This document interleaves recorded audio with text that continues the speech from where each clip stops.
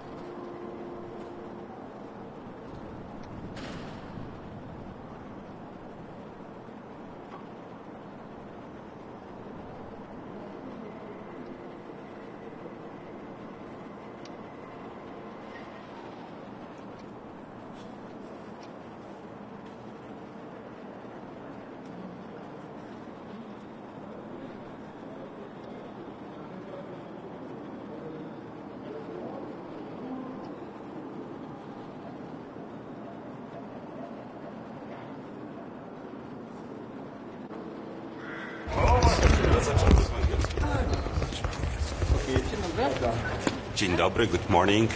Well, we are meeting today really at a momentous moment for global economy. There was no tariffs like we have seen the past week, really for the last 100 years. Tariffs 100 years ago led to worsening of Great Depression, which in the end caused loss of millions of jobs, led to political extremism, and in fact many historians point to the sources in the Great Depression of international conflict. So this is what's at stake. I hope that we all will learn from history. This is why the Polish presidency of the EU Council has decided to call this extraordinary trade ministerial in order to really hear member states talk with each other and give the European Commission a guidance on how to respond to the tariffs, so-called reciprocal tariffs imposed last week by the United States. They are so-called reciprocal tariffs because we are still trying to understand the exact math and ideas behind it. But it's very clear that there will be no winners in this confrontation. In fact, as you all know and have seen, only over the course of Thursday and Friday, the U.S. stock exchange lost over $5 trillion. Today's market in Asia are showing more losses. So as we will be talking with the ministers, we probably will see a lot more losses, especially in the U.S. Trade and U.S. markets. So it's very much hurting Americans, but it's hurting also Europeans and other countries around the globe. This will be the main point of our discussion, will be the goal. My goal for the Council is to get a good sense from the Member States, preserve unity, and give clear direction to the European Commission on their negotiations with the United States. So far, the approach that we have seen is perhaps a little bit too much shoot first, talk later. I hope that we can switch to negotiations as soon as possible, serious negotiations with the United States, because again, the transatlantic economic relationship is the biggest one in the world. It's far bigger than U.S. relationship with China, it's bigger than our relationship with China. What matters the most for millions of jobs in Europe, in the United States, is how we trade, how we invest together, both trading in goods as well as services. The other point on the agenda, also connected, is point on China. Commissioner Šefčovič recently visited China. We want to hear from him. We also will discuss how we will avoid any secondary effects of the potential dumping from China to the EU. So these are the main points. It's, again, historic moment, moment where we need to stick together, when we need to negotiate. We regret that the United States had decided to go with such high tariffs, again, the highest tariffs we have seen in about 100 years, and we hope to move to negotiation of positive transatlantic trade deal from right now what we see a move that is hurting U.S. economy, but also other economies across the globe. We'll have time for questions after the Council, so I don't want to preempt our discussion. I would rather not answer any questions right now. So I really invite you over for the conversation after the Council meeting. To teraz po polsku. Poprosimy po polsku przesłanie. Dobrze. I'm going to now switch to Polish for our Polish journalists. Spotykamy się dziś w Luksemburgu w momencie zupełnie historycznym, jeżeli chodzi o globalną gospodarkę. Nie widzieliśmy takich ceł od 100 lat. 100 lat temu ta wojna celna doprowadziła do gorszej sytuacji, pogorszyła już wielki spadek, wielką depresję w Stanach Zjednoczonych, która się potem rozszerzyła na całą planetę. Wtedy ta wojna celna doprowadziła również do radykalizacji i koniec końców do konfliktu międzynarodowego. Więc mamy nadzieję, że wszyscy będziemy w tym momencie mogli się nauczyć z historii tego, czego nie należy robić. Dlatego właśnie polska prezydencja zdecydowała się zwołać tę nadzwyczajną Radę Ministrów Handlu, aby przedyskutować to, co Europa powinna zrobić w odpowiedzi na tak zwane cła równoległe ze Stanów Zjednoczonych. Spodziewamy się, że państwa członkowskie wypowiedzą się, jak według nich powinna wyglądać polityka Komisji Europejskiej, bo to Komisja Europejska jest przede wszystkim tym miejscem, gdzie Unia wykuwa swoją politykę handlową. Widzimy do tej pory bardzo jasną jedność państw członkowskich i tego się spodziewam również po dzisiejszej dyskusji. Będziemy również rozmawiać o relacji Unii Europejskiej z Chinami. Komisarz Šefčovič był niedawno w Chinach i to też bardzo mocno wiąże się z naszą rozmową o relacjach transatlantyckich relacjach handlowych, ponieważ można obawiać się, że te produkty, które w tym momencie zostały odcięte od Stanów Zjednoczonych, zostaną przesunięte na inne rynki.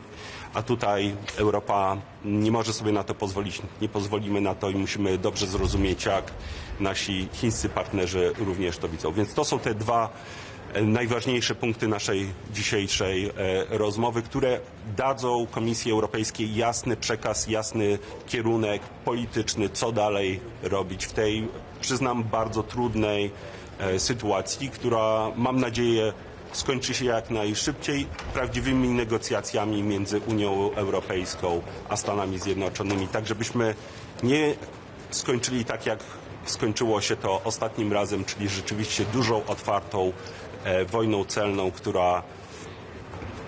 która była bardzo negatywna i dla globalnej gospodarki, i koniec końców dla systemów politycznych i po naszej, i po drugiej stronie Atlantyku. Jaka powinna być odpowiedź teraz? Już zdecydowana, stanowcza, taryfy odwetowe, czy cła odwetowe, czy miejsce jednak na negocjacje?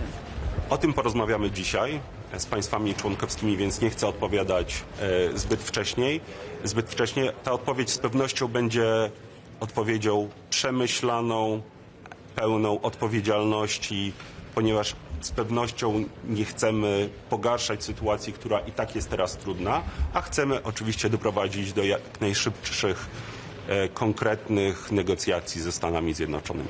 A mówi pan, że jest jedność między krajami, a jednak słyszymy różne głosy. Na przykład Włochy niekoniecznie mówią, żeby już teraz nakładać cła, a Francja mówi, żeby uderzyć w usługi. No to różne te głosy są jednak.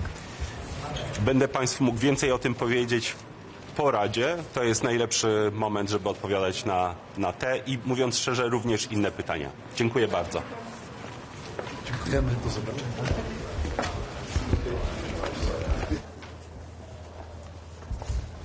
Good morning. First and foremost, I would like to thank Polish presidency to gather us all in Luxembourg for this very important Foreign Affairs Council for the Trade Minister. As you have seen, the attendance is really very, very high because what we are going to discuss is how to position Europe in what I would describe as a paradigm shift of the global trading system. So I'm very glad that I would have the opportunity to inform and debrief my colleagues, the ministers, on the ongoing contacts with my American partners.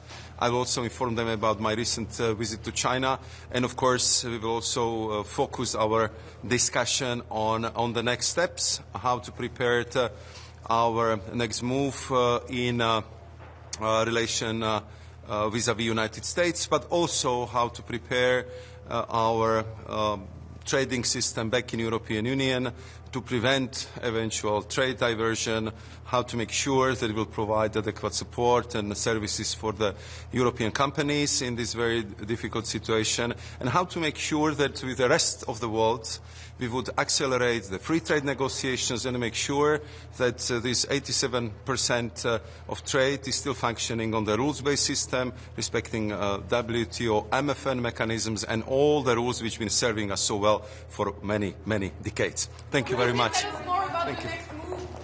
I will talk to you when we finish. I will be back.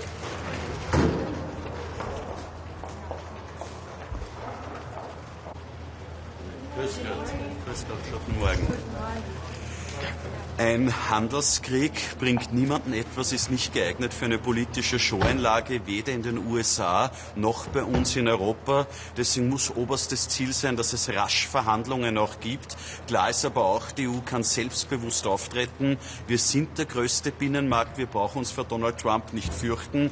Deswegen ist es richtig, dass jetzt das erste Zollpaket in Kraft tritt, wo wir gezielt Prestigeprodukte der USA treffen, dass wir rasch vorbereiten, das zweite Paket, das wir ebenfalls noch Mitte April auch auf Reise schicken werden, wo es darum geht, vor allem aus meiner Sicht, republikanische Bundesstaaten zu treffen. Aber oberstes Ziel ist Verhandlungen, und sollten diese Verhandlungen scheitern, ist es, glaube ich, gut, wenn wir jetzt schon über ein drittes Paket beraten. Und meiner Meinung nach sollte ein drittes Paket im Falle vom Scheitern von Verhandlungen Tech-Konzerne treffen, aber auch in der Regulatorik Schritte auch vorsehen. Die EU muss selbstbewusst auftreten.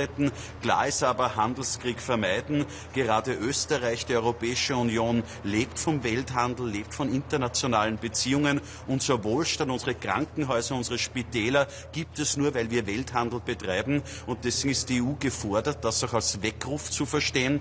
Einerseits mehr Tempo in der Wettbewerbsfähigkeit. Trump muss uns munter machen, dass wir mehr tun müssen in der Wettbewerbsfähigkeit. Was bedeutet, die Regulatorik für die Unternehmen zurückzufahren, was aber auch bedeutet, neue Handelsbeziehungen, neue Beziehungen zu anderen Absatzmärkten, weil wenn es in den USA ein Problem gibt, wenn es mit China ein Problem gibt, dann brauchen wir neue Absatzmärkte, und dann liegt die Zukunft sehr wohl auch in Handelsbeziehungen. Was halten Sie denn von der Diskussion um keine Zölle mehr? Elon Musk hat es am Wochenende noch mal gesagt, alle Zölle mit den USA abschaffen, wie realistisch?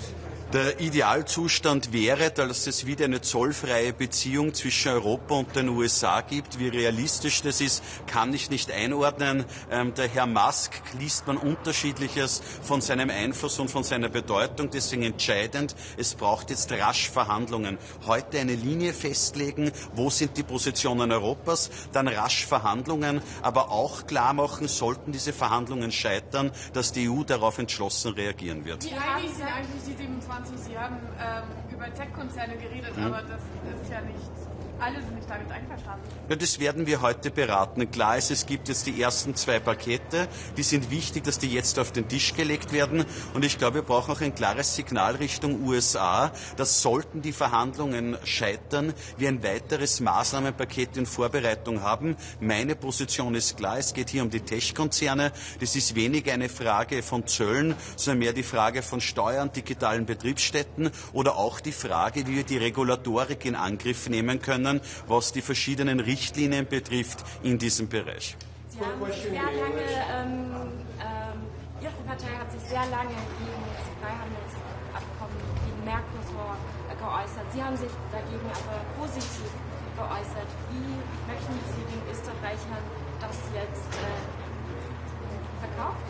Österreich ist ein kleines Land. Österreich lebt vom Export. 6 von 10 Euro verdienen wir im internationalen Handel. Und deswegen ist klar, wenn es mit USA und China immer schwieriger wird, dass wir neue Absatzmärkte brauchen. Nur so können wir den Wohlstand, den Sozialstaat auf Dauer auch finanzieren. Entscheidend ist, dass es berechtigte Sorgen insbesondere der Landwirtschaft gibt, dass auf diese Sorgen jetzt auch eingegangen wurde in den Verhandlungen. Und die Kommission ist jetzt gefordert, den finalen Vertrag rasch vorzulegen, damit wir beurteilen können, ob auf die Bedenken ausreichend eingegangen wurde oder nicht. Klar ist aber, es braucht Handelsbeziehungen nicht nur mit Südamerika, es braucht Handelsbeziehungen mit den Golfstaaten, mit Saudi-Arabien. Auch hier braucht es dringend auch ein Handelsabkommen, und auch viele Länder aus Südostasien haben sich bereits bei uns gemeldet, dass sie auch in Handelsbeziehungen mit uns treten wollen. Haben Sie das mit Ihrem Parteifreund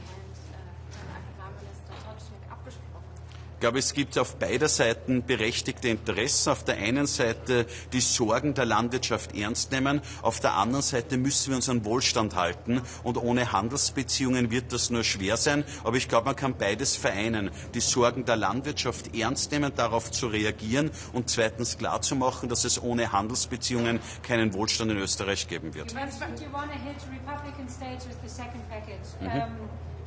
What kind of goods could I imagine that would especially hit Republican? Also diese Liste werden wir jetzt diskutieren und erörtern und wird die Kommission auch vorlegen. Dass es hier einen Fokus gibt auf landwirtschaftliche Produkte, ist zumindest meine Sichtweise. Danke. President Trump is not directly involved in these negotiations. Not much can be done about it. I mean, this weekend we saw Commerce Secretary meet with the top negotiator for the European Union. But at the end of the day, it is Trump and Navarro who are the hardliners. So how much more can the EU push? And where's the breaking point? Because there seems not to be a sense to this. Also Donald Trump ist vor allem Unternehmer und ich glaube ein wirtschaftlich denkender Mensch. Und wenn er sich ansieht, wie die Börsekurse verrückt spielen, wenn er sich ansieht, wie die Inflation nach oben schnellt in den Vereinigten Staaten, hoffe ich doch, dass es in seinem Umfeld Personen gibt, die sagen, man muss wieder zu einer soliden Wirtschaftspolitik zurückkehren. Danke.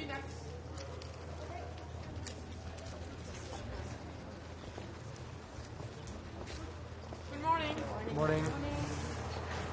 The US decision to raise tariffs against Europe and the rest of the world is extremely unfortunate. It is when goods and services, entrepreneurs and ideas can move freely over the Atlantic Sea that humankind has made the biggest leap forward. We don't want escalation. We don't want a trade war with the US. We want more trade and more cooperation with the US. But the EU stands united right now. We're in favor of a negotiated solution, but of course stands ready for countermeasures that are well targeted and proportionate. Sweden will continue to be a strong voice for free trade and open trade routes. And it's important to say that we need to sign more free trade agreements going forward right now. Thank you. What do you think of the discussion about the zero tariffs? Mustache has been bringing this up over the weekend. How realistic do you think it is? Is this a solution? Well, of course, free trade is always good. We know we need more free trade, and if all this ends up with zero tariffs in both directions, that would be the most positive outcome there is right now. What will the EU do against Chinese dumping? On the note of free trade, we already know what Canada did. We already know what China has done. Do you see the European Union cozying up more to China in a world where perhaps the main player, which is the United States, will be left out? Well, Europe is a free trade continent, and we need more trade both with China, with Canada, and the US. Now we're going to discuss the countermeasures, and Sweden will be in favor of countermeasures, but always be open for negotiations. The countermeasures, they have to be well targeted and proportionate. But Europe wants more trade with all countries and continents. And do you think the U.S. is going to back down, or do you think this is just not going to happen unless Trump is directly involved and has top-level conversations with the European Union instead of being at a ministerial level? Well, we are prepared for the worst, but of course, when China, when Canada, when the European Union for the coming days and weeks will put into place countermeasures, it will be a strong pressure on the U.S. administration to negotiate with us. What can the European Union do to protect its internal market against Chinese dumping? We have to reform ourselves, of course, and when we talk about trade, we need more trade within the European Union, and we need more trade with China, with the US, with Canada, and the rest of the world. Should the US-American tech companies be targeted? All options are on the table right now, and we will, of course, be in favor of EU unity, but the countermeasures, they have to be well-targeted and countermeasures so it don't hurt European companies more than it hurts American companies. Do you think the European Union can Thank you. Thank you. Yeah, good morning, everyone. I'm Artemis Šuskis, Deputy Minister of Foreign Affairs from Latvia. Of course, trade with the US today is the main question. We regret the measures from the United States right now, but we think that, first of all, Europe should stand united right now, and we should be strong, and also we should work on finding some positive agenda in communication with the United States partners. That could be energy security, that could be military trade, that could be new technologies, but we should really focus on that to find a common ground, because the trade wars are never favorable for everyone. And we would assume that if we continue that way, it would really harm our competitiveness both here in Europe and in the US. Do you think zero tariffs are an answer to this? Do you think this is realistic? We should, well, first of all, speaking about tariffs, we should provide some answers, of course. But we shouldn't be the ones who would bring this trade war on the new scale. Which US goods or services should be targeted to the American companies? Well, I don't think that we should target the exact services. These countermeasures should be probably leveled up on one level for all goods. But once again, it's much more needed to find some positive agenda and to show our partners that we can find a common ground and not start the new wars and new battlefields.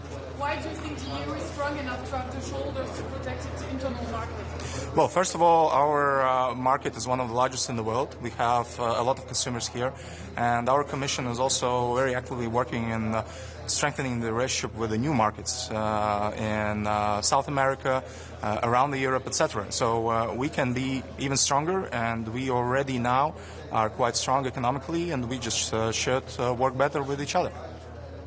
Thank you. Thanks a lot.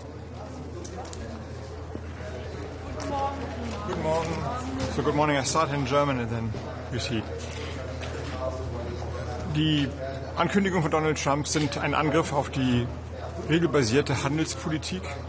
Ich möchte zwei Vorbemerkungen machen, weil es wichtig ist, dass wir nicht in die Falle reinlaufen, die die Amerikaner in ihrer Argumentation aufgestellt haben.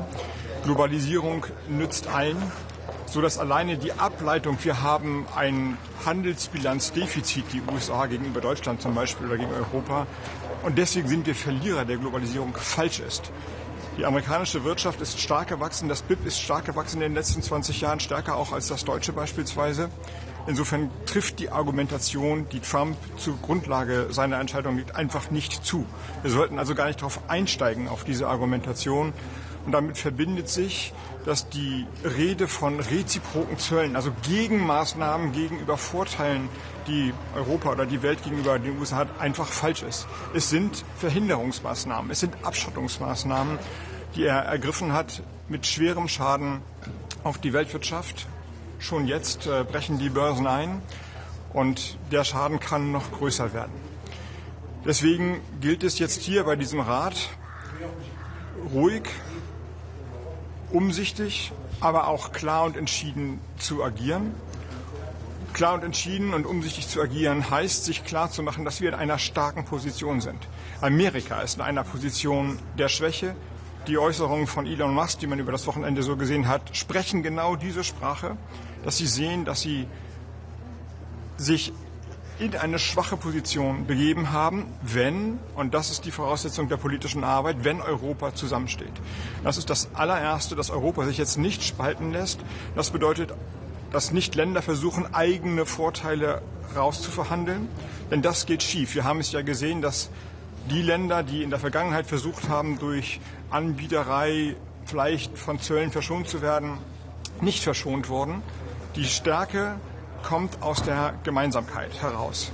Diese Stärke muss multipliziert werden, indem Europa als geschlossene Einheit mit anderen Ländern in den Kontakt eintritt, in den handelspolitischen Kontakt, Handelsabkommen schließt. Das Mercosur-Abkommen ist ein gutes Beispiel dafür. Aber auch die Kontakte mit Südkorea, mit Japan, mit Indien, mit Indonesien sollten schnell vorangebracht werden. Und auch der Gedanke, dass Europa sich dem pazifischen Freihandelsabkommen öffnet und dort ebenfalls mit eintritt bzw. Partner wird, ist richtig an dieser Stelle. Europa selbst hat sich gut vorbereitet auf eine Zolleskalation, um sie zu vermeiden. Noch einmal, dass ich nicht missverstanden werde, es geht aus meiner Sicht darum, zu vermeiden, dass wir in einen Zollkrieg, Zollwettlauf einsteigen, weil er nur zum Schaden der Volkswirtschaften und der jeweiligen Menschen führt. Das ist gut vorbereitet worden von Europa, aber wir haben jetzt auch keinen Zeitdruck, denn die Amerikaner haben den Druck und sind in einer Position der Schwäche. Jenseits der Zollmaßnahmen gibt es 2 weitere Instrumente, die man sich gut anschauen soll. Wir haben gesehen, dass die Amerikaner bestimmte Produktbereiche ja rausgenommen haben von Zöllen, Pharma beispielsweise. Das heißt, da sehen wir, dass sie verwundbar sind und wir könnten jetzt umgekehrt Druck auf die Amerikaner ausüben, indem wir unsere Exporte in die USA hin selber teurer machen, um dann den Druck auf die Amerikaner zu erhöhen. Und jenseits von Zöllen muss man auch das Instrument von wettbewerblichem Zwang, Anti-Coercion Instruments, sich genau anschauen. Das sind dann Maßnahmen, die weit über Zollpolitik hinausgehen. Sie haben eine breite Palette. Sie schließen dann Digital Services, also Digitaldienste mit ein, haben dort aber ein weites Instrumentarium, viel mehr als nur über eine Digitalsteuer zu reden. Und auch das muss vorbereitet werden. Die Vorbereitung und die Einheit, das ist das Entscheidende jetzt, die Einheit der Europäischen Union. Und ich denke, dass der Rat genau mit der Klarheit, mit der Härte auch auftritt, um die eigene Stärke auszuspielen. Was sind jetzt die nächsten Schritte, die konkret unternommen werden? Der nächste Schritt ist, dass wir eine Antwort geben auf die ja in der Vorrunde angekündigten Zölle auf Aluminium und Stahl. Da wird die Europäische Union in ungefähr 10 Tagen Gegenzölle erlassen, die in dem Volumen etwas geringer sind, aber dann die Antwort darauf sind. Das ist das nächste, was ansteht. Aber es ist noch nicht die Antwort auf die angekündigten 20% Zölle gegen Europa. Die wird jetzt weiter diskutiert werden und ein paar Maßnahmen habe ich gerade genannt. Much has been reported about the way the White House and Trump came up with these calculations for these tariffs. Let me ask you this, and how flawed those calculations are. Let me ask you, what do you think the end game is for Donald Trump? And second, we just saw Mr. Sijarto walk right behind you, and we know that Hungary is trying to cut deals with the White House on commerce. So maybe they're not as affected as the rest of the European Union. Can you give me your thoughts on that too? Yes, I can comment on this. First, the calculations from my point of view are nonsense. Even the basis of the calculation is nonsense. Yes, the assumption that a trade budget surplus or deficit is a problem in itself is a wrong estimation, because in the end globalization serves all economies, and especially the American economy has huge growth figures in GDP, better than a lot of European countries. So you see, if we, the rest of the world, are selling cheaper goods to the American economy, it's of use of the American economy. So even the basis of the calculation, the, how shall I put it, economical, philosophical basis is nonsense. And then we have seen that the countries who try to ease the conflicts beforehand with the US and hoped for a reduction of tariffs or being excluded from tariffs are wrong. This has not happened. So I can only say to the European partners, we have to stay united. If you try to solve the problem on your own, this will not be successful. Viele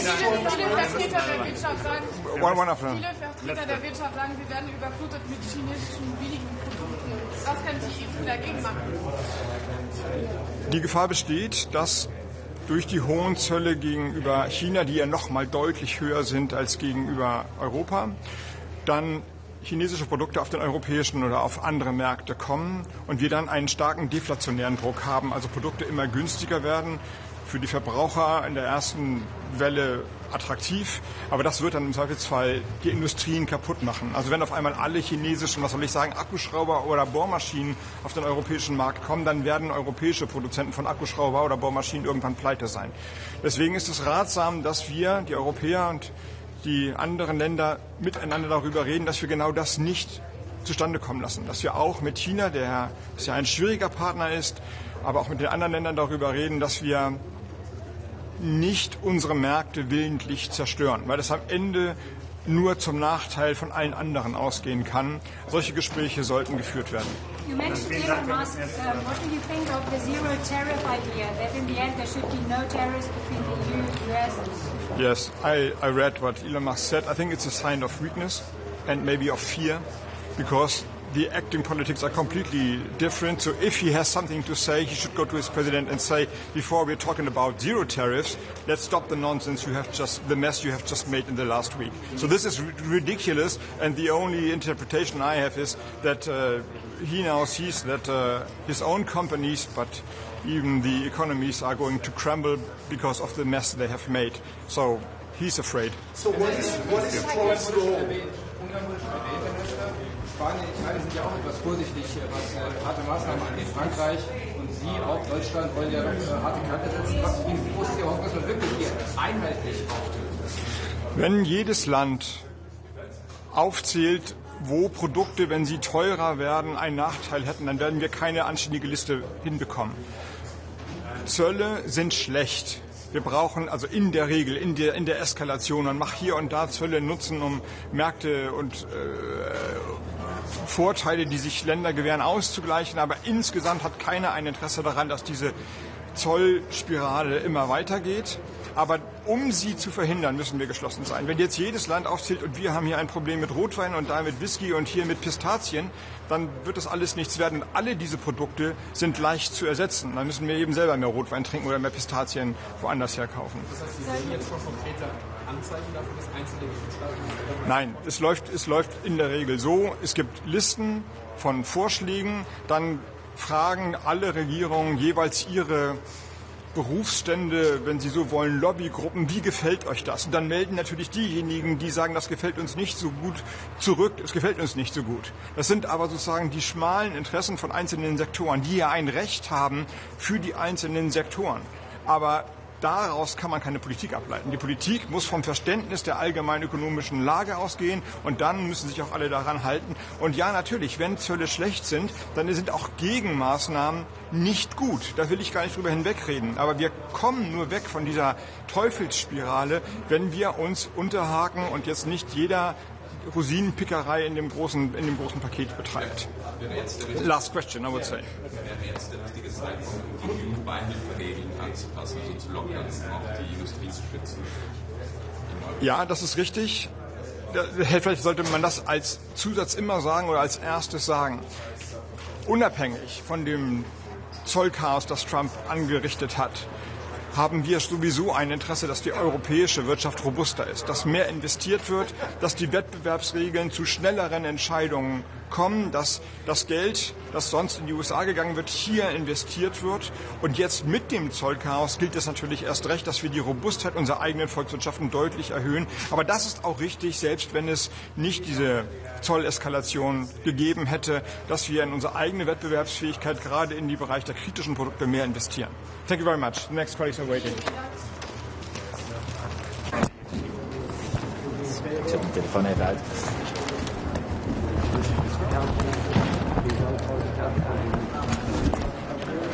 Doe maar dit eruit. Ja. Mevrouw Klever, de beurzen duiken enorm naar beneden. Hoe groot zijn uw zorgen? Die zorgen zijn groot en dat is nou precies waarom wij altijd gezegd hebben, handelstarieven zijn slecht. Niet alleen voor Nederland en voor de EU, maar ook voor de Verenigde Staten. En dat zie je nu aan de beurzen, die dalen. En dat is ongelooflijk zorgelijk.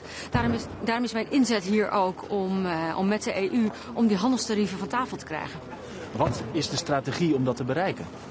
Nou, in eerste instantie denk ik dat het belangrijk is dat we rustig blijven en dat we de-escalerend en proportioneel gaan reageren. Dus in eerste instantie willen we om tafel met de Amerikanen om te kijken hoe we die tarieven naar beneden kunnen krijgen. Maar we zullen ook niet schromen om een pakket aan tegenmaatregelen klaar te hebben staan als het nodig is om die Amerikanen te dwingen aan die onderhandelingstafel te komen. De Fransen en de Duitsers die hebben blijkbaar op tafel gelegd dat ook de Amerikaanse techsector gepakt moet worden. Vindt u dat een goed idee? Maar iedereen heeft zo zijn eigen inzet en overwegingen. Ik denk dat het belangrijk is dat we aan de onderhandelingstafel komen en dat we daarvoor een proportioneel pakket aan maatregelen met elkaar afspreken. En ik ga nou niet speculeren welke sector harder geraakt moet worden dan andere sectoren. Ik denk dat het belangrijk is dat we gewoon met z'n allen met een evenwichtig pakket komen. Maar proportioneel, als je ziet wat we vanuit Amerika over ons heen hebben gekregen, is het dan proportioneel om maar af te wachten en alleen maar te de-escaleren? Moet Europa niet juist hard terugslaan? Nou, dat is de afweging. Ik denk dat het belangrijk is dat we in ieder geval rustig blijven. Als je nu meteen gaat escaleren, dan zie je aan de beurzen wat er gebeurt. Dus daarom is het juist belangrijk rustig te blijven, maar niet te schromen om hard terug te slaan als dat nodig is. En hoe lang kan de EU daarmee wachten dan? Nou, dat gaan we straks bespreken. We gaan straks met elkaar, natuurlijk met alle 27 lidstaten en met de eurocommissaris gaan we daarover praten. En we zullen zorgen dat er een goed pakket klaar ligt. Een goed pakket aan tegenmaatregelen, maar eerst praten met de Amerikanen. Dan is er ook nog het pakket voor aluminium en staal. Daar wordt deze week over gestemd. Is al duidelijk wat daar wel en niet in gaat zitten? Nou, dat pakket voor aluminium en staal dat bestaat uit 2 delen. Hè. Ten eerste het pakket wat er in 2018 al lag, dat treedt nu weer in werking. Maar omdat de aluminium en staal tarieven vanuit de Verenigde Staten richting Europa veel meer omhelzen nu dan enkele jaren geleden, komt er nu een extra pakket bij. Nou, dat pakket is voorgelegd aan de lidstaten. Die hebben daar ook input over mogen geven. Het is ook belangrijk, en dat geef ik ook aan bij de eurocommissaris, dat de pijn eerlijk verdeeld wordt over de landen. Dat niet het ene land meer pijn lijdt dan het andere land. Maar uiteindelijk zullen we pijn lijden. En ook Nederland zal pijn lijden. En welke sector gaat dat in Nederland het meest voelen, denkt u? Dat pakket dat ligt nu voor. Dat is in consultatie geweest. Dat moet nog bekendgemaakt worden. Maar ik zit er hier in ieder geval wel op te drukken dat het Nederlandse bedrijfsleven niet buitenproportioneel geraakt wordt. En hoe moeilijk is het om het eens te worden als landen onderling? Want iedereen heeft natuurlijk zijn sector die beschermt. Of een andere strategie. Hoe moeilijk is het om het eens te worden samen? Ja, het is logisch natuurlijk. Het zijn 27 lidstaten. We hebben natuurlijk allemaal onze belangen. En we proberen allemaal onze belangen hier bij de eurocommissaris zo goed mogelijk te behartigen. Uiteindelijk is het aan de eurocommissaris om dat pakket vast te stellen.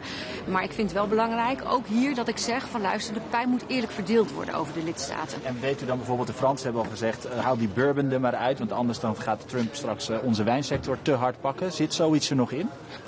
Dat moeten we afwachten. In ieder geval heeft elk land zo zijn eigen dingen die ze eruit willen halen. Dat hebben we ook allemaal aangegeven. Uiteindelijk is het aan de eurocommissaris om een afgewogen pakket ervan te maken. Hoe groot zijn uw zorgen? De zorgen zijn groot, zoals u ook al ziet aan de beurzen. Er staat er veel op het spel. Er staat natuurlijk onze nationale... Wij verdienen 1/3 van wat we verdienen we met handel, met export. Dus er staat voor Nederland ook veel op het spel natuurlijk. Dus de zorgen zijn wel groot en daar proberen we zo goed mogelijk een tegenreactie voor te bereiden. Dank u. Tot straks. Minister, als het gaat om landen die bourbon, daar heeft de Franse eurocommissaris al een beetje de schijn van gegeven, maar die gaat van de lijst af.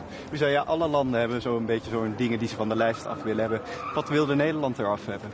Nou, Nederland heeft ook geconsulteerd met het bedrijfsleven. Die input hebben we ook meegenomen en teruggekoppeld naar de eurocommissaris. Maar er zit natuurlijk ook bedrijfsgevoelige informatie tussen, dus dat kan ik hier niet vertellen.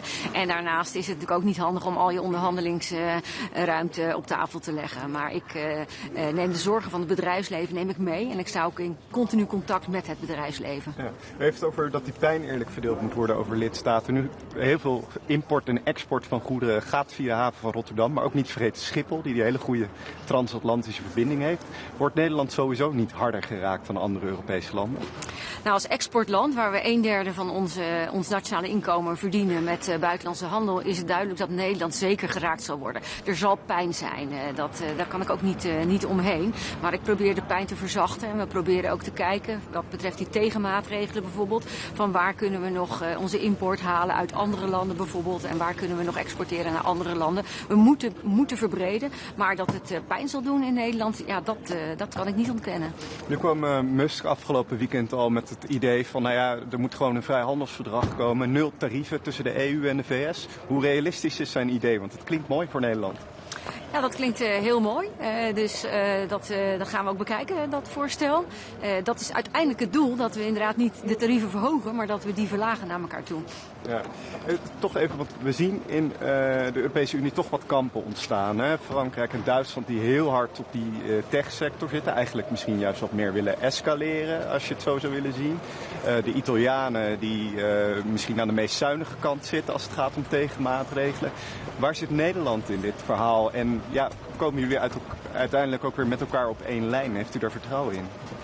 De inzet van vandaag is natuurlijk dat we met elkaar alles bespreken en dat we als EU op één lijn komen. Ik denk dat het ook in ieders belang is. Als EU zijn we een heel groot handelsblok. We zijn een belangrijke afzetmarkt voor de Amerikanen. Dus als we op één lijn blijven, dan hebben we de meeste kans om een goede onderhandeling in te gaan. En de Nederlandse inzet is de-escalerend te werk gaan, maar uiteindelijk ook niet schromen om hard terug te slaan mocht dat nodig zijn.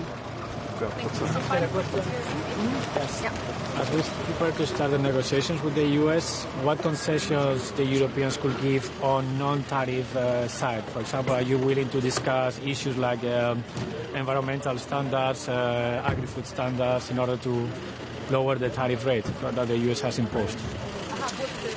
Well, for the moment we are only discussing tariffs. That's on the table here, tariffs and counter-tariffs. But in the end we want to negotiate with the United States to get rid of the tariffs. And we are going to see here what are the possibilities and what will be on the table. I cannot speculate on what's going to be on the table for the moment. Does the Netherlands have any red line for these negotiations? Well, the Netherlands has a lot of. There's a lot at stake here for the Netherlands, but I think there's a lot at stake for the US also and for the EU. So we're going to have an open discussion now, and everything will be on the table, and we're going to see what's going to get out of the discussion. And we need to prepare countermeasures at the same time. This is the line that everybody is repeating. So as part of these countermeasures, services is unavoidable because we are already reaching the limit with goods. So what services could we target from the US? Financial services, tech services? Obviously, it's not only about goods, but also about services. But I'm not going to speculate on which service we're going to tackle and which not. That's part of the discussion we're going to have today, and that will also be part of the negotiation we will have with the United States. One idea would be to diversify trade for Europe, because the one with the US does not seem to work anymore. Does the Netherlands think more favorably of the Mercosur deal now? Well, first of all, the trade relationship with the United States will remain important for the Netherlands and for the EU. But obviously, we have to look at other trading partners and also, well, South America. We will be looking at. For Mercosur, the Dutch government has not taken an official position yet because not all the texts are available. There's still the EU is still working on all the texts. So after the text will be available and the complete treaty is available, we will take a position in that. Do you agree with the Commissioner that more free trade agreements will be needed for Europe? Overall, free trade agreements will be favorable for the European Union, always. For Mercosur, it's a little bit different because there's also some negative effects for our farmers, for example. So we really want to have an integrated approach for the Mercosur, and once all the texts are available, we will take a position as the Dutch government. And what about China? Obviously, there's a discussion about that today. I mean, clearly, maybe they're a credible partner for kind of closer cooperation in light of what's happening in Washington. Also, China is an important trading partner for the EU and also for the Netherlands, and it will remain an important trading partner. But obviously, there are also some issues like level playing field issues with China that we have to address. One concern that everybody shares is the possible trade diversion from China and other countries into the EU. What safeguard measures should be taken? What sectors are the most vulnerable ones? Shoemakers, electronics, I don't know what is the most concerning one for the Netherlands. Yeah, the expectation is that trade flows will diversify, and there's also the chance that there's more imports from China into the EU.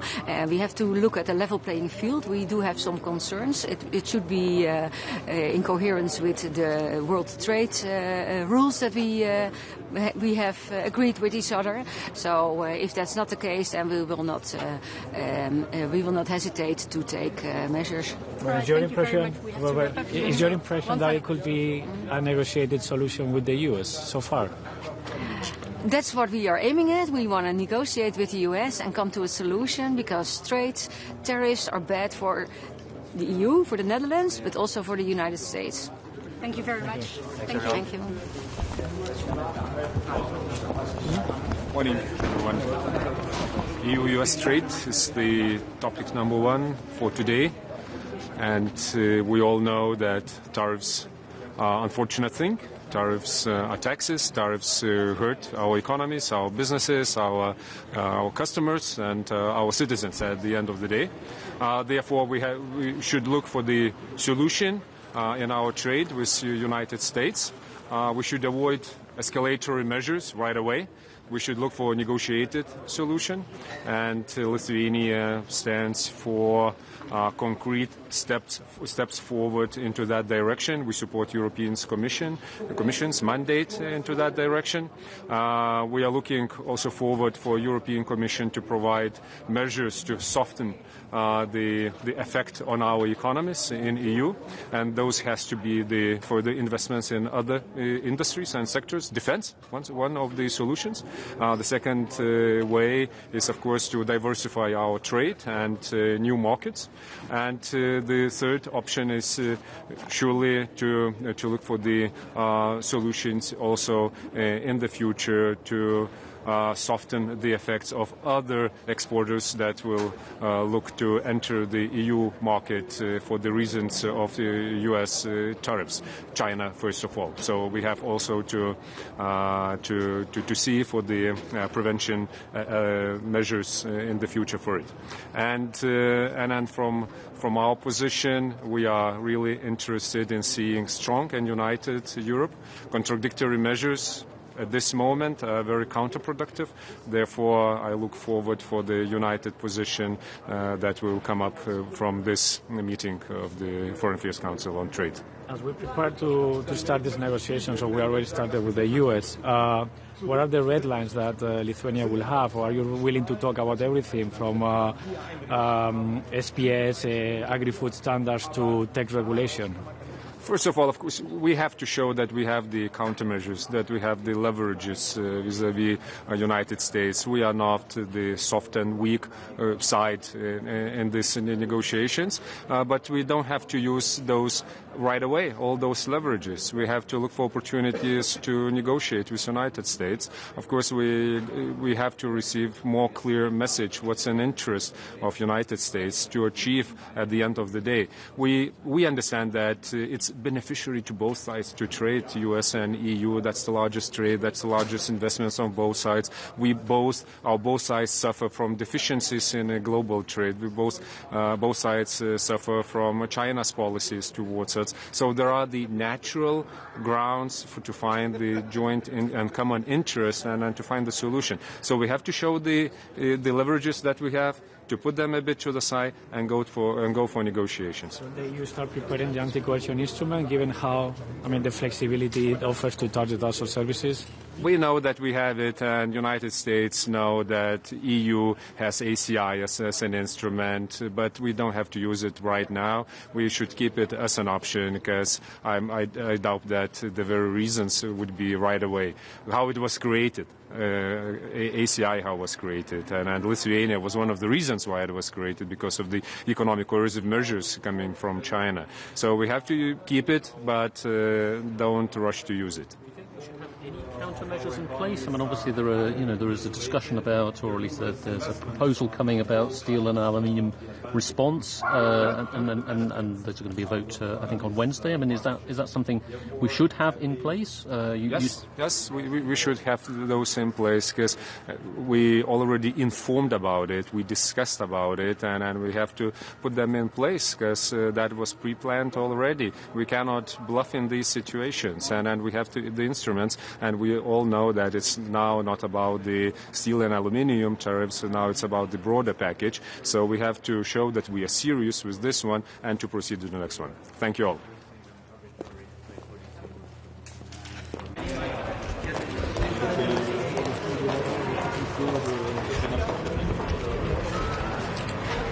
Okay, good morning.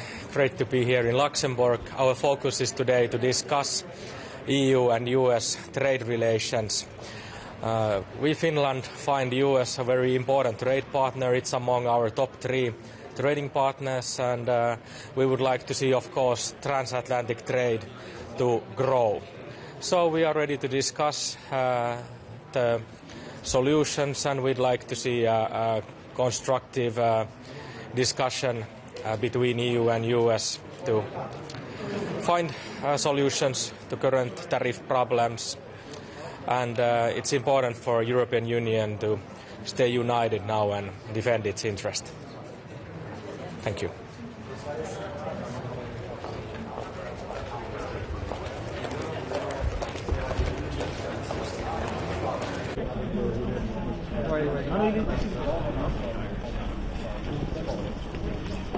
¿Aquí estoy bien? Muy bien. Buenos días. Muchas gracias por atender este punto de prensa aquí hoy en Luxemburgo.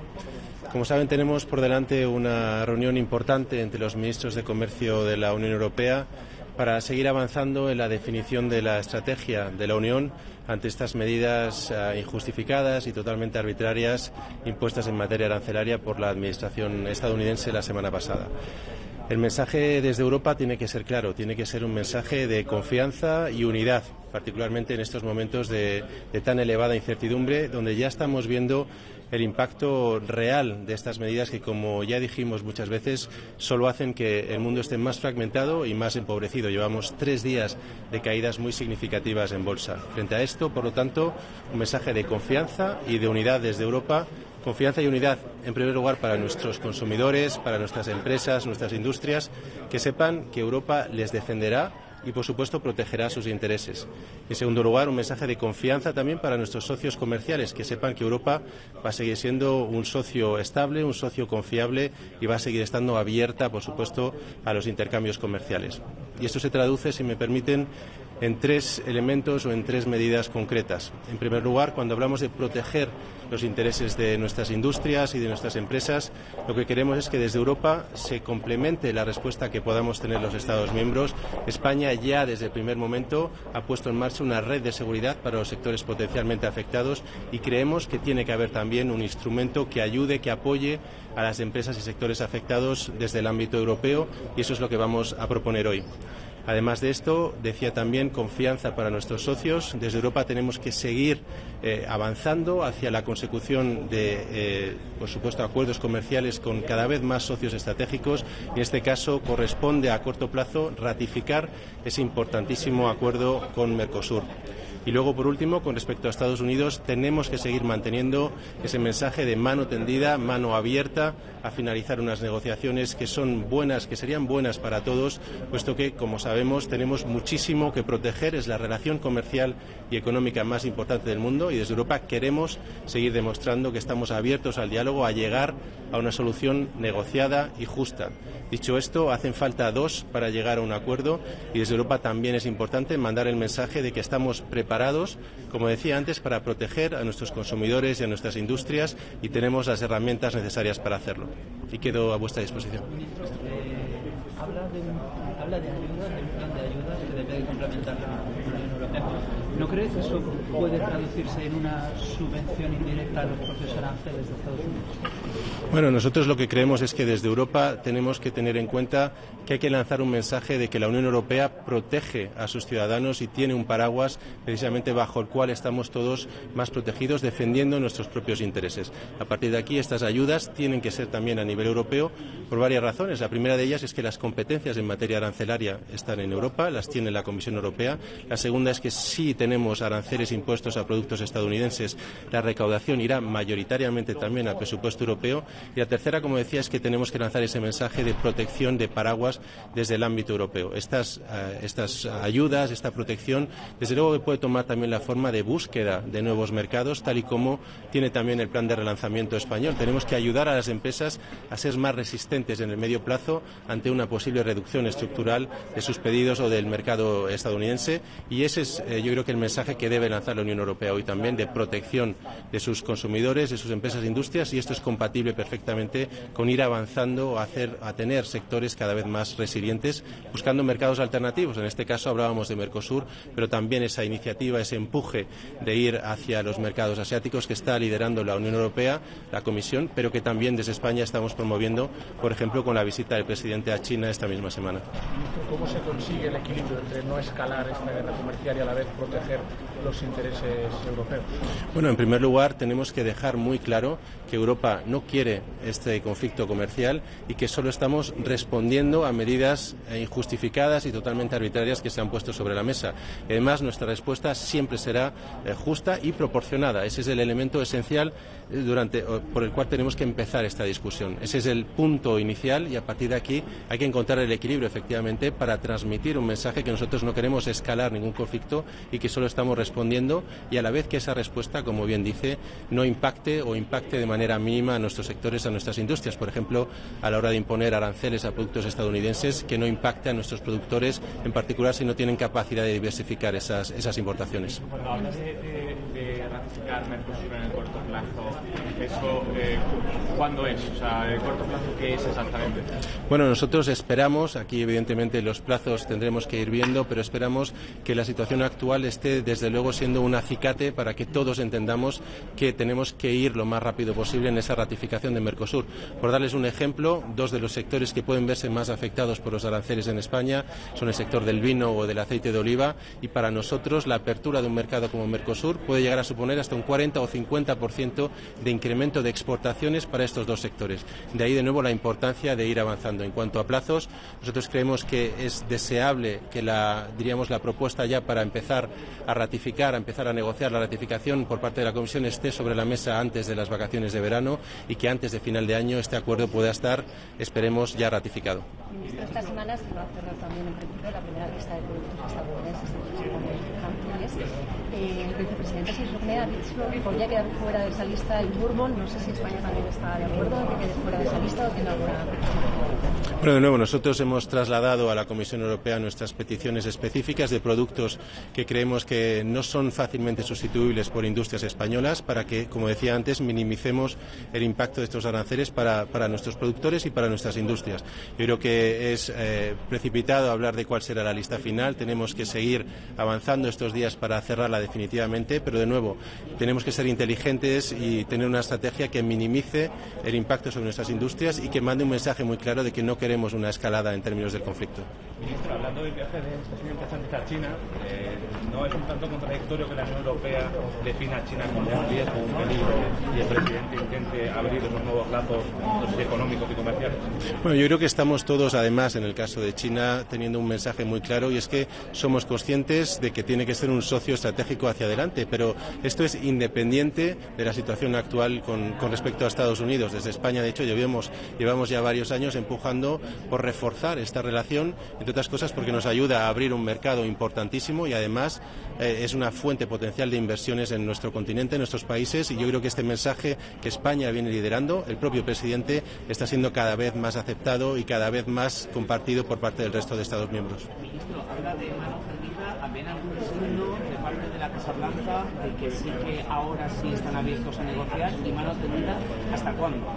Bueno, tenemos que mantener también la cabeza fría, hay que intentar evitar la sobrerespuesta, ¿no?, a tweets o declaraciones. Nosotros tenemos que intentar, desde luego, avanzar en el trabajo, en el día a día de un posible acuerdo negociado, y aquí estamos ahora. Se ha abierto una nueva fase en este conflicto comercial tras el anuncio de los aranceles por parte de Estados Unidos el miércoles pasado, y aquí tenemos que entrar esta nueva fase, como decía, con la mano tendida y abierta, pero sin ser ingenuos. Para ser capaces de llegar a un acuerdo hacen falta dos partes en ese acuerdo, y que todos estemos con esa voluntad negociadora. Veremos cuál es la actitud por parte de las autoridades americanas. Apoyaremos en todo lo que sea necesario, en este caso a la Comisión Europea, al comisario Šefčovič, en estas negociaciones, y por nuestra parte, desde luego, de nuevo, no creo que debamos ponernos tiempos, pero Europa debe ir reaccionando conforme se vayan desarrollando. Ministro, más allá de un mensaje de confianza, ¿qué puede decir el Gobierno a los inversores para parar todas estas salidas en las bolsas?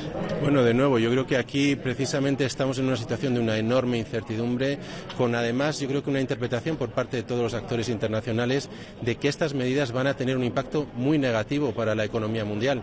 De hecho, probablemente ya lo estemos viviendo, no solo a través de las bolsas, sino en parte en Estados Unidos, en la propia economía que ha impuesto estos aranceles.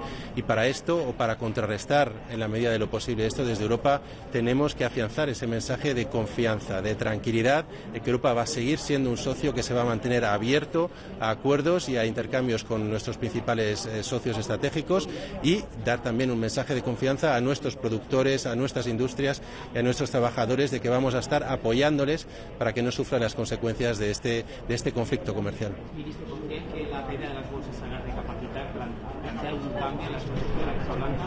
Bueno, yo no quiero anticipar la posible reacción de las autoridades americanas, pero yo creo que el mensaje que están lanzando las bolsas a nivel mundial es un mensaje muy claro de que estamos ante una política económica que es dañina, y dañina para todos a nivel global, y por lo tanto tenemos que recapacitar entre todos, intentar avanzar precisamente hacia esa solución negociada, hacia ese acuerdo que suponga un beneficio para nuestras economías.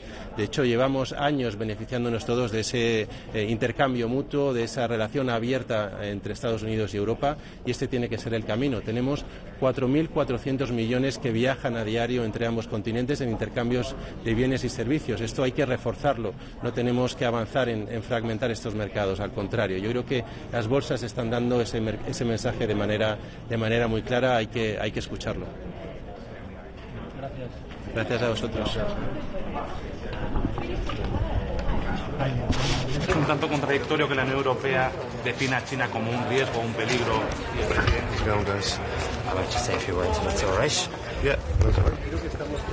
I'm pleased to be here today at this important meeting of trade ministers. It's really the first opportunity to take stock after what was a very significant number of announcements last week. What's becoming abundantly clear now to anybody who was under any illusion in relation to this is that tariffs are really bad.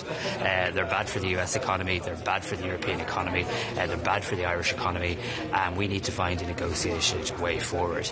I hope today provides us with an opportunity in the first instance to share insights, but also to discuss how we get this to a better place in terms of engagement.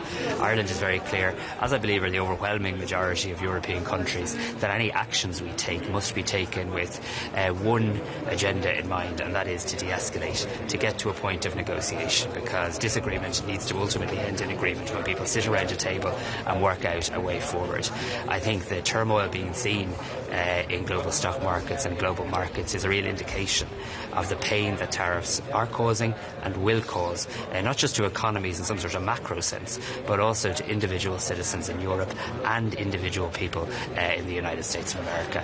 So I look forward to taking stock today, and then I look forward tomorrow to travelling to Washington for engagement with the US administration. Thomas, just on the targeting of tech services and digital services, I suppose what is Ireland's view on that? Like, is that an absolute red line? Where do we sit in the debate, obviously, with the concentration of firms in Dublin? So firstly, I think if you were to get into that space, it would be an extraordinary escalation at a time when we must be working for de-escalation. It is in many ways the nuclear option if you start talking about the use of the anti-coercion instruments and the likes. So what we need to do here is step by step, in a measured way, consider how best to respond. And I'm very clear from my engagement with multiple European counterparts and our ongoing engagement with the Commission that the majority view is certainly not in that space of going near the ACI at this moment in time, but much rather looking to see how we can respond in the first instance to the steel and aluminium tariffs, and then crucially how we can get to a position of negotiation. Do you understand, is bourbon off that list of the steel and aluminium retaliatory tariffs? And second, on the much bigger list, I mean, tech services, the US just doesn't export enough goods to the EU for us to target tit for tat, which the Commission wants. So services will have to be on there eventually. So in relation to the list responding to steel and aluminium, we've yet to see the final list. I did write to the Commission outlining Ireland's concerns and views as part of the consultation, and would have highlighted the issue of bourbon and questioned, I suppose, the strategic relevance of it now, considering the dynamic had shifted in US politics since 2018. I hope that's reflected in the finalised list this evening. But in many ways, your second question makes my point, because actually so much has moved on since then. If you think of it like this, I mean, President Trump announced steel and aluminium tariffs about 25, 26 $5 billion worth of a hit in Europe. He announced tariffs on cars about $75 billion. But actually the last announcement in the Rose Garden is now a further $380 million. So even Europe responding to steel and aluminium does need to be seen in relation to that. It's a very small and measured response when you look at the total quantum of what he's announced. You are right in terms of the scale of response that would be required if you were to get into the tit for tat. But again, the European Commission, and I believe the overwhelming majority of member states, which is not to get into tit for tat, it's not to accept that where we are now is the inevitable outcome and actually seek to engage. And I really think economics is on our side here. No matter who's in the White House, no matter what anybody's ideological view are, a trading relationship of €1.6 trillion between the European Union and the United States of America really matters. And we're beginning to already see the US markets, and I think people in the United States themselves begin to convey that to their administration. So what's important here is that Europe reacts in a calm and measured way. Time is somewhat on our side. We've got to actually take this step by step, and that's what we're going to do, and that's certainly the message that Ireland will convey here today. Thomas, it doesn't seem that the US administration, and Trump in particular, is in the mood to talk. What's the EU's approach then, where it seems that, we're talking to a bit of a brick wall? I think we always have to be careful to not respond to kind of every comment made in the US administration, and I say that respectfully. But if I look at a range of things that we've heard in recent days, certainly the word negotiation and talks have been mentioned many times. In the executive order that President Trump himself signed, it provides space for people to engage and negotiate and get to a better place on tariffs. I heard the comments of the Commerce Secretary and the Treasury Secretary over the weekend in US media, both talking about engagement and negotiation. And indeed, Maros Sefcovic himself was in contact with Howard Lutnick with a view to seeing how to take this forward. So I think, again, it is important to stay calm here. It is important to take this step by step. The first thing to do today is for Europe to come together here in Luxembourg and demonstrate unity. I think that is really important. People like to often, I suppose, don't attach enough value or importance to European unity. People thought European unity wouldn't hold up in relation to Ukraine. It largely did. They thought it wouldn't hold up in relation to Brexit. It did. They thought it wouldn't hold up in relation to COVID. It did. And I've no doubt that European unity is our strength here, and European unity will be maintained. That's the first step. Second step then is for the Commission later today, probably tonight, to publish the countermeasures in relation to steel and aluminium. And then thirdly, in the background and constantly, is trying to find a way forward in terms of negotiation. So everything we do here today, everything we do in the days ahead, has to be to create the environment that brings the US administration to the table. And I think there are many, many reasons, not just here, but in the global markets, that are going to make that an inevitability of the time ahead. Do you think an Irish minister will be able to come away with something from Washington, or better understanding from Washington than the EU so far has? Because those talks haven't worked so far, even though Šefčovič has been twice and called once. Yeah, no, I think obviously from an Irish perspective we have a close relationship with the United States over many years. We have an understanding in many ways of the business culture that exists between our two countries, but we're very clear we're firmly and proudly members of the European Union, and anything that I say in Washington in the coming days will be in support of the European Union efforts to get to a place of engagement and negotiation. I really believe that if people get around the table, a way forward can be found. This is a trading relationship that matters, and Europe has been very clear. We're up for a deal. President von der Leyen has talked about wanting to address any of the trade barriers that exist, wanting to buy more stuff from the United States and vice versa. We're up for a deal. I suppose the outstanding question is the United States up for one? And what we have to consider here today, what can we do strategically to help further, I suppose, increase our own leverage to get the United States around a negotiating table. So I look forward to having an engagement with Secretary Lutnick. I think it's always important to keep the lines of communication open, to share insights, to pick up the latest views, but also to really stress that the relationship that Ireland and the US have is two-way. Sometimes I think when it's commented on, it's commented in a way from times past. 200,000 jobs created by Irish firms in the US, every single state in the United States having jobs created by Irish companies investing more than $350 million in 1 year in the US economy. And even when you look to the US companies in Ireland, of which there are many, the US economy is benefiting from that, because 80% of what the pharma pharma companies in Ireland send back to the US aren't finished products. They go back into American factories where value is added, workers are hired, taxes are paid. So the relationship is much more interdependent and interconnected than perhaps headlines in the United States sometimes indicate. Okay, thanks so much, folks. Some of your colleagues have suggested that it might be necessary to support affected industries, especially when you look at European markets today. Companies are really feeling the effect of these tariffs. Is that something that Ireland is interested in? Are there any industries that you think need to be targeted with support? I think at a European level we're going to really have to accelerate conversations around competitiveness and productivity.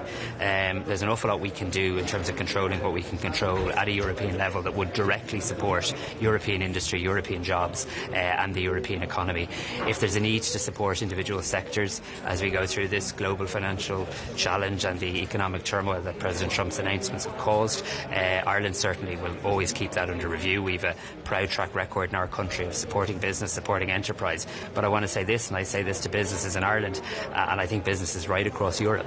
There is no scheme that any government that can devise that would be better than trying to mitigate the damage of tariffs, and that's where the focus has to be in the here and now. Okay, thanks very much. We'll see you later. Cheers.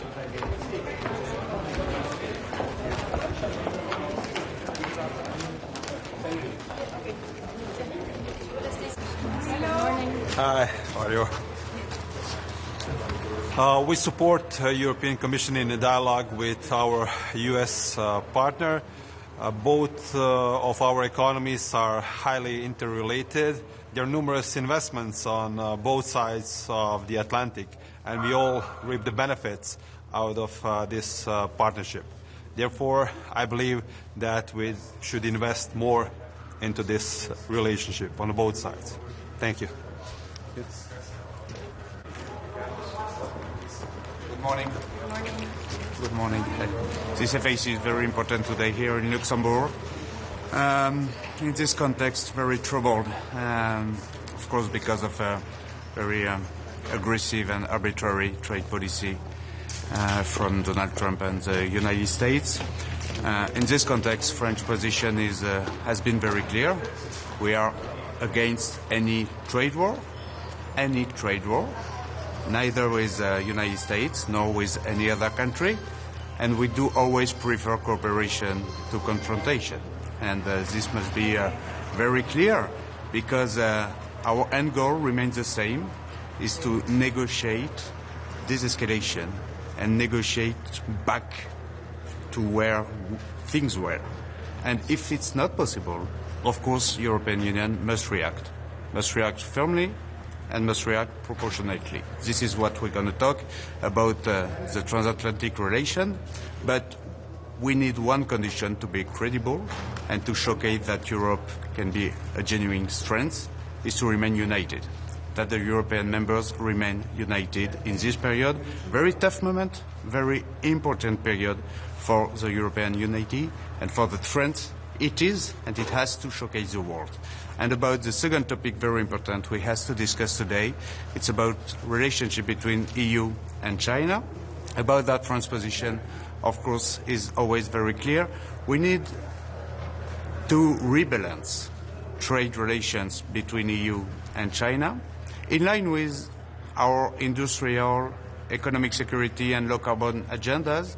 And at the same time, we need to pursue our very assertive trade policy with them, and especially fighting against overcapacity, especially during this very specific trade war time. So this is what we're going to talk, but I have to say that it is very good news that Maroš Šefčovič, Jean-Noël Barrot had great diplomatic exchanges these last days with Chinese authorities, because we need to talk with them at the very specific moment. How can you say it's not a trade war when Donald Trump launches terrorists 2 days after the visit of the commissioner? What was the beginning of your question? How can you say it's not a trade war already? I'm saying it is. I'm saying it is a trade war. We have to avoid it. Yeah, we have. We have to. But it is now. What we have to do is to negotiate back where things were. This is our end goal, because it's good for our own GDP growth, for our own jobs, and for American ones. So this is our end goal. I would never say that we have to pursue an agenda of escalating the situation. Do you see China becoming a more significant economic partner with the European Union in view of what's happening with global trade right now? And then the second question is, you talked about endgames. We talked about how flawed the calculations are for the tariffs that are coming from the White House. But in reality, what is Donald Trump's endgame when the rest of the world is saying that this is not good? Right. For the second question, I think it's not for me. I think it's for him. But for the first one, yes. But we have an agenda with China. We have an open business agenda. But what I'm saying is that we have to fight against overcapacities and we have to protect Europe, of course, from overcapacities at the very moment of a trade war that can have, of course, consequences that can be very complicated for Europe. So this must be a discussion very important today between us. In this the proposal of zero tariffs, Musk was bringing this up over the weekend. You said you want to negotiate back to where we are, but do you want to go further? I think it's a great idea. Good idea. Yeah. Les contre-mesures que la Commission propose en termes de contenu et en termes de calendrier, celles qui vont arriver dans les prochaines semaines, est-ce qu'elles conviennent? Sur le calendrier? Calendrier sur le contenu, la liste des produits ciblés. Et je crois qu'il faut tout mettre sur la table et absolument rien exclure. Le calendrier, vous l'avez compris, se fait en deux temps. D'abord sur la réponse suite au tarif sur l'acier et l'aluminium, qui est effectivement prévu sur une dizaine de jours. Et puis nous avons jusqu'à la fin du mois pour proposer une réponse complète et une réponse de deuxième niveau par rapport à ces tarifs dits réciproques. Et donc là-dessus, je pense qu'il nous faut n'exclure aucune option sur les biens, sur les services, quelle que soit la façon de l'aborder, et ouvrir la boîte à outils européenne qui est très complète et qui peut être extrêmement agressive également en retour. Je pense évidemment à l'instrument anti-coercition. Vous pouvez expliquer ce que la France amène aujourd'hui à la table? Quelle est l'idée de la France et qu'est-ce que vous apportez aujourd'hui avec vous? Et la position de la France, encore une fois, c'est d'abord de tout faire pour préférer la coopération, la négociation à l'escalade et à la confrontation. Là-dessus, il faut que les choses soient très claires.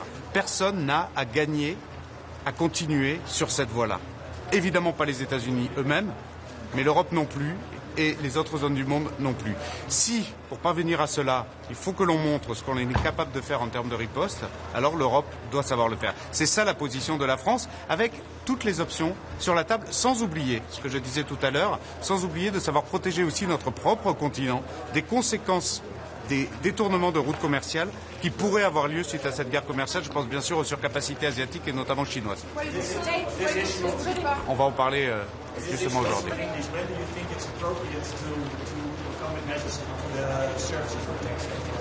I do. I think everything has to be discussed today. Everything, with no taboo. Thank you. Thank you. Maybe. Merci.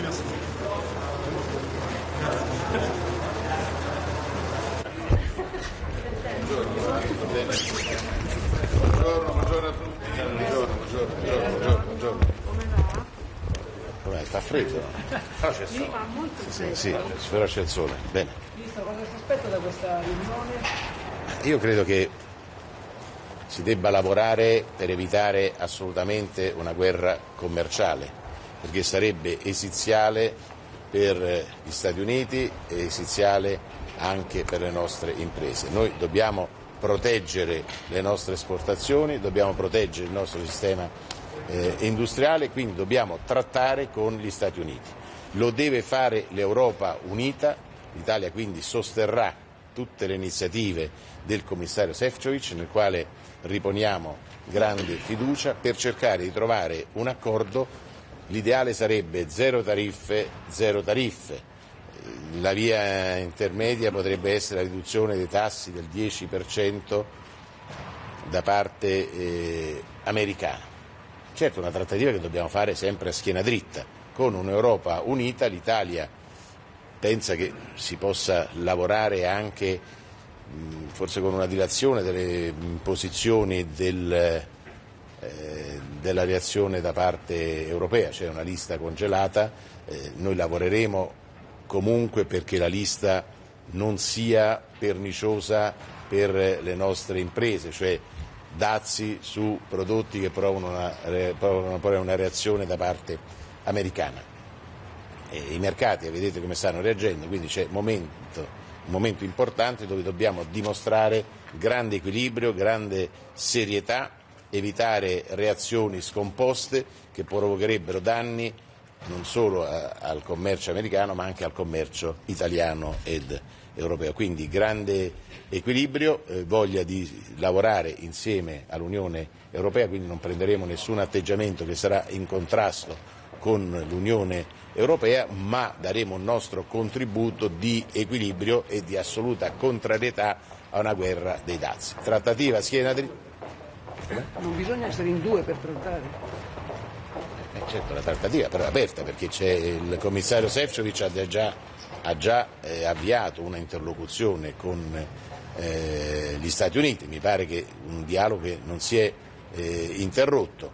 Noi dobbiamo andare avanti, ripeto, con la schiena dritta, ma cercando sempre e comunque una trattativa. Io mi auguro che anche la missione che ci sarà nelle prossime settimane del Presidente del Consiglio possa essere utile. Tutti quanti noi dobbiamo, come Stati membri, convincere gli Stati Uniti ad avere una posizione dialogante e poi naturalmente la trattativa la fa la Commissione Europea. Quindi lavoriamo in sintonia. Ci sono dei segnali da parte americana che vogliono trattare? Ma qualche segnale di dialogo anche durante il colloquio lungo della scorsa settimana del commissario Šefčovič è arrivato da parte statunitense, quindi noi dobbiamo incrementare, sostenere, rafforzare questi tentativi facendo capire agli americani che vogliamo discutere e trattare. Non significa piegare la testa, tutt'altro, significa stare, ripeto, a schiena dritta, ma per cercare di trovare una soluzione che sia utile alle nostre imprese. Non possiamo permettere un danno a chi intraprende e a chi esporta. Noi stiamo lavorando come governo ad una serie di iniziative, compreso il rilancio dell'export in altre parti, vogliamo rimanere negli Stati Uniti. Domani ci sarà un grande evento a Caserta con le imprese olandesi, italiane e olandesi, perché vogliamo rafforzare il nostro export anche in un paese che è uno dei principali luoghi dove c'è un'esportazione all'interno del mercato unico, quindi rafforzare il mercato unico. Poi sarò questa settimana in India e in Giappone, anche lì per andare a rinforzare la nostra presenza su questi mercati. Cioè il governo italiano ha una strategia per proteggere le imprese. Faremo di tutto perché possa esserci il minor danno possibile dai dazi che sono stati annunciati. Secondo noi si è trattato di un errore, ma lavoreremo perché questo errore non provochi danni eccessivi al nostro sistema imprenditoriale. Quindi anche facendoci portatori di idee positive all'interno della Unione Europea, valuteremo quali saranno le migliori. Stasera ci sarà una riunione anche a Palazzo Chigi tra noi ministri competenti per materia con il Presidente del Consiglio, quindi valuteremo tutte le iniziative più idonee per sostenere il mondo imprenditoriale che da domani pomeriggio cominceremo ad ascoltare e incontrare per vedere cosa chiedono loro a noi. Contemporaneamente però lavoriamo, va avanti il piano d'azione del Ministero degli Esteri e del Commercio Internazionale, dicevo già domani ci sarà il primo evento con gli olandesi, con il Ministro degli Esteri olandesi nella reggia di Caserta, quindi noi siamo mobilitati, siamo al lavoro, non facciamo chiacchiere, ci occupiamo piuttosto che preoccuparsi, perché preoccuparsi serve a poco, occuparsi invece è il modo migliore per tutelare il nostro sistema imprenditoriale e la nostra economia. Non c'è preoccupazione per le borse che stanno crollando il terzo giorno? Stiamo lavorando, stiamo avviando tutte le iniziative possibili, convincendo anche gli altri, sono qui come Vicepresidente del Consiglio anche per dire all'Europa dobbiamo affrontare in maniera determinata la questione, cercando di arrivare ad una trattativa. Il mio sogno è quello di avere un mercato europeo e transatlantico che sia un mercato unico dove non ci siano tariffe. Noi dobbiamo arrivare a questo obiettivo. Ministro, una domanda, scusi, per quanto riguarda... Poi dobbiamo dare la riunione. Se dovessero per esempio aumentare le importazioni dagli Stati Uniti, potrebbe essere una soluzione? Io l'ho sempre detto, poi qualcuno è insorto perché ho detto che possiamo aumentare le importazioni, comprare più negli Stati Uniti, internazionalizzare di più, cioè investire di più negli Stati Uniti, è un modo per proteggere il nostro export. Mi sembra una cosa per la quale non serve una grande intelligenza, mi sembra una scelta giusta, che non significa delocalizzare. Io sono contrarissimo alle delocalizzazioni, ma sono favorevole alle internazionalizzazioni. Da qui il lavoro di domani con gli olandesi, di questa settimana con l'India e con il Giappone. Una pregunta en español o inglés. En español, como quieres. Vale. Ahora que empezamos las negociaciones con Estados Unidos, ¿tiene Italia alguna línea roja o está dispuesto a hablar sobre todo? Los estándares medioambientales, tecnología, incluso... Hablamos, ahora empezamos con la lista ya que está en la comisión. Vamos adelante, creo que es más importante hablar, porque una guerra comercial no ayuda a nosotros, no ayuda a los americanos. Por eso es muy importante hablar. Claro, no bajamos la cabeza, pero hablar es la solución mejor para defender las empresas grandes, pequeñas y medianas. Lei per il congelamento dell'eventuale lista di contromisure intanto? No, vediamo quello che sarà, si può magari pensare ad un rinvio al 30, ma certamente non è che noi ci opponiamo.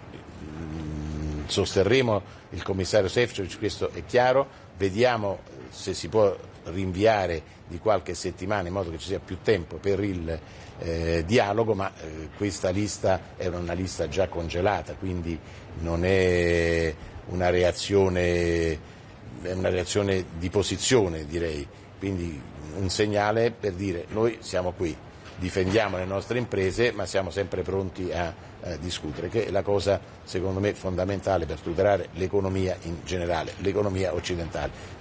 Dobbiamo essere certi che comunque l'Europa non si dividerà, noi lavoreremo per tenere unita l'Europa in questo momento così complicato, quindi la posizione italiana è molto chiara, daremo il nostro contributo, diremo quello che pensiamo, ma non faremo nessun atto che possa mettere in difficoltà il commissario Šefčovič, nel quale noi riponiamo la massima fiducia. Vado perché se no non partecipo alla riunione.